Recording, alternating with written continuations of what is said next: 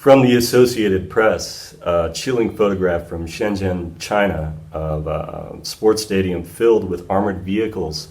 And this is near Hong Kong. And it looks like the situation there is escalating. They've shut down the airport, peaceful protesters, and China is provoking them. It looks like it might be another Tiananmen Square situation.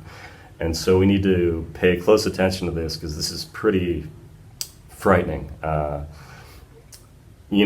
far as Tiananmen Square, that was 30 years ago, and we still don't have all the details. I've done some research on that. It's amazing how little information we still have, but we do know that innocent people, innocent protesters were killed.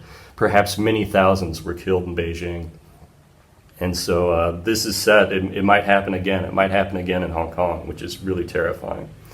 We know Hong Kong is just a very small metropolitan area, and it has a lot of power, a lot of influence, a lot of money, but geographically it's not that big, and I can't imagine that they have any chance to resist the Chinese. And if the Chinese do attack, if they do claim Hong Kong, then that puts Taiwan at risk, that puts the whole region at risk.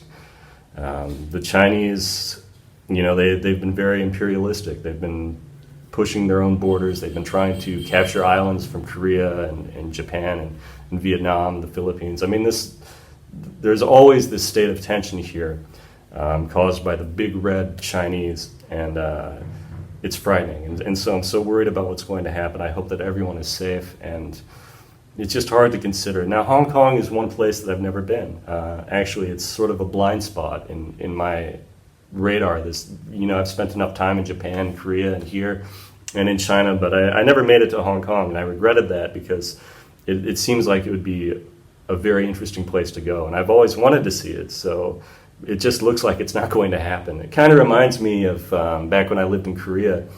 I had friends who traveled to Bangkok, and during the communist protests there, they shut down the airport, and so some people were stuck in the airport during the length of their entire vacation. And I imagine that might be happening in Hong Kong right now. I don't know anyone who's traveling there, anyone who's gone on vacation there in a while, but there must be other expats like me who went there for summer holiday or something, and now they find themselves stuck in the middle of all this. And it's even worse to consider that, violence might break out, and it looks like they're setting up for war. I'm not sure something's got to give.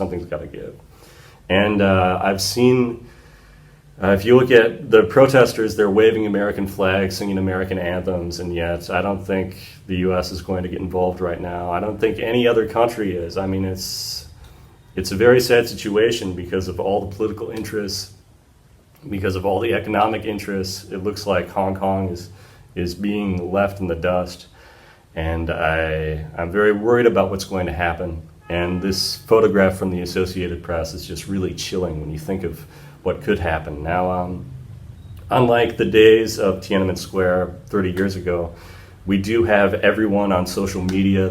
Everyone has a camera now, so hopefully we will get, certainly we will get better updates. We will be able to see what's going on as it's unfolding. But if you've seen any of these videos of the protests so far, you see just how massive it is. And to shut down Hong Kong's airport, that's pretty scary because so many people travel through there, expats, international people. It's a big hub, and so I'm just worried about the safety for everyone there. And I think we should all stay tuned and follow what's happening in Hong Kong closely, because this could be Tiananmen Square 2.0. That's what people are saying. Over and out.